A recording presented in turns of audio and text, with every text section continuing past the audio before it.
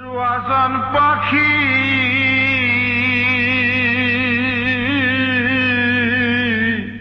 পাঠক ভক্তকে শোকের সাগরে ভাসিয়ে লেখার জাদুকর হুমায়ুন আহমেদ চলে গেলেও রয়ে যাবে কালজয়ী হুমায়ুন অধ্যায়।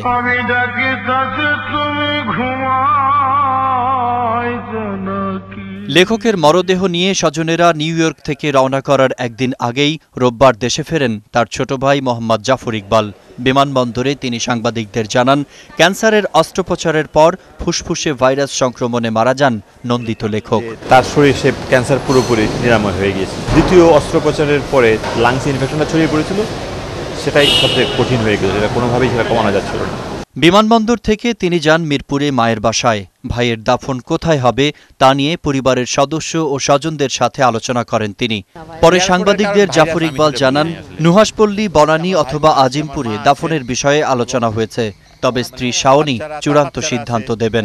সবার সাথে মোটামুটি কথা বলা হয়েছে, কিন্তু তার স্ত্রী এখন প্লেনে আছে আসলে, সেই জন্য আমরা একটু অপেক্ষা করছি যে সিদ্ধান্তটা আমরা তার সঙ্গে কথা বলে তারপরে আমরা সেটা সবাইকে জানানোর জন্য, কাজে আমাদেরকে একটু সময় দিতে হবে। এদিকে রোববার দিনভর লেখকের বৃদ্ধা মা ও শোকসন্তপ্ত পরিবারের সদস্যদের সমবেদনা জানান বিশিষ্টজনরা। হুমায়ুন আহমেদের মায়ের পাশে কিছু সময় কাটান আওয়ামী লীগের যুগ্ম সাধারণ সম্পাদক মাহবুবুল আলম হানিফ। এ সময় লেখকের সাহিত্যকর্ম সংরক্ষণে উদ্যোগ নেয়ার কথা জানান তিনি। হুমায়ুন আহমেদের অসুস্থ হওয়ার পর থেকে জননেত্রী শেখ হাসিনা উনি নিজেই চিকিৎসার ব্যাপারে খোঁজখবর নিয়েছেন, যতটুকু সাহায্য করা সম্ভব করেছেন। তার যে সৃষ্টি, তার যে কাব্য, এগুলো যাতে যথাযথভাবে রক্ষণাবেক্ষণ করা যায়, সেই জন্য রাষ্ট্রীয়ভাবে আমরা সব ধরনের উদ্যোগ নেব। সমবেদনা জানাতে আসেন মানবাধিকার কর্মী সাবেক তত্ত্বাবধায়ক সরকারের উপদেষ্টা সুলতানা কামাল। হুমায়ুন আহমেদের মরদেহ সোমবার সকালে ঢাকায় পৌঁছার পর নেওয়া হবে ধানমন্ডিতে লেখকের বাসা দক্ষিণা হাওয়ায়।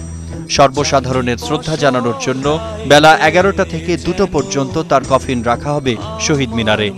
2:30টায় জাতীয় ঈদগাহে জানাজা শেষে চিরনিদ্রায় শায়িত হবেন হুমায়ুন আহমেদ।